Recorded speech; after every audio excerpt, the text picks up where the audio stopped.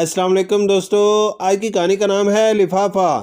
فاطمہ اور ثنا دونوں سہیلیاں ایک ہی اسکول میں پڑھتی تھی۔ دونوں ہی بہت اچھی عادات کی مالک تھیں۔ جب انہیں اسکول سے چھٹیاں ہوئی تو انہوں نے فیصلہ کیا کہ ہم دونوں اکٹھے کسی جگہ گھومنے جائیں گی۔ فاطمہ نے ثنا سے کہا کہ تم میرے گھر آ جاؤ، پھر ہم فیصلہ کریں گے کہ ہمیں کہاں جانا ہے۔ ثنا دوپہر کے وقت فاطمہ کے گھر کی طرف چل رہی تھی کہ اس کے پاؤں کے نیچے ایک لفافہ آ گیا۔ اس نے وہ لفافہ اٹھایا اور فاطمہ کے گھر کی طرف چلتی رہی۔ جب وہ فاطمہ کے گھر پہنچی تو اس نے وہ لفافہ فاطمہ کو دکھایا۔ انہوں نے اسی وقت وہ لفافہ کھولا تو اندر سے ایک پرچی نکلی۔ پرچی کیا تھی؟ ایک گھر کا نقشہ بنا ہوا تھا۔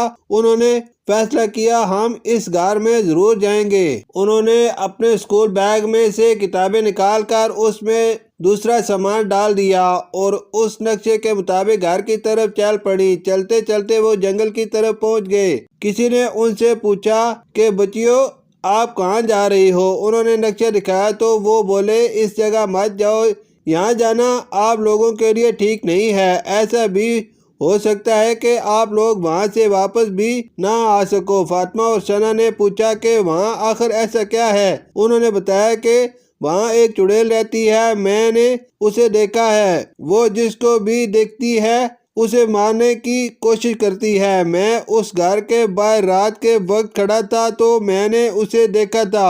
دونوں بچیاں اس بات کو مذاق سمجھی اور آگے بڑھتی رہی۔ شام کے وقت دونوں لڑکیاں اس گھر تک پہنچ گئی تھیں مگر وہ بہت تھک چکی تھی۔ انہوں نے ایک کمرے میں داخل ہو کر اپنے بیگ بیڈ پر رکھ دیے۔ اس وقت اس گھر میں ان کے سوا اور کوئی نہیں تھا۔ انہوں نے سب بتیاں بند کر دیں اور دونوں سونے کے لیے لیٹ گئی۔ آدھی رات کو ثنا کی آنکھ کھلی تو اسے عجیب و غریب آوازیں آ رہی تھی۔ اسے سنائی دے رہا تھا۔ ثنا نے فاطمہ کو جگایا اور کہا کہ مجھے بہت عجیب و غریب آوازیں آ رہی ہیں۔ فاطمہ نے اسے کہا خاموشی سے سو جاؤ، تمہارا وہم ہے۔ اگلی صبح وہ دونوں جنگل میں گھومنے کو نکل گئیں۔ انہیں بہت مزہ آ رہا تھا۔ کھیلتے کھیلتے اچانک ثنا گر گئی اور اس کے پاؤں سے خون نکلنے لگا۔ فاطمہ اسے سہارا دے کر گھر تک لے آئی اور کمرے میں بٹھا کر کہا میں دوسرے کمرے سے پٹی لے کر آتی ہوں۔ فاطمہ دوسرے کمرے میں گئی تو ثنا کو پھر عجیب و غریب آوازیں آنے لگی۔ اس نے اپنے آپ سے کہا کہ شاید یہ بھی میرا وہم ہی ہے۔ اس دوران فاطمہ بھی آ گئی۔ فاطمہ نے اسے پاؤں پر پٹی کی تو رات تک اس کا پاؤں ٹھیک ہو گیا۔ دونوں لڑکیاں سونے کے لیے لیٹ گئیں مگر وہ آدھی رات تک جاگتی رہی۔ تھوڑی دیر بعد ہی انہیں آوازیں آنے لگیں۔ اب وہ دونوں ہی ڈر گئی تھی۔ انہوں نے بلب جلایا تو وہ ایک دم سے پھٹ گیا۔ بھاگنے کے لیے دروازہ کھولنا چاہا تو دروازہ بھی نہیں کھلا۔ اچانک ایک عجیب شکل والی چڑیل ان کے سامنے آ گئی۔ ان دونوں نے زور زور سے چیخنا شروع کر دیا۔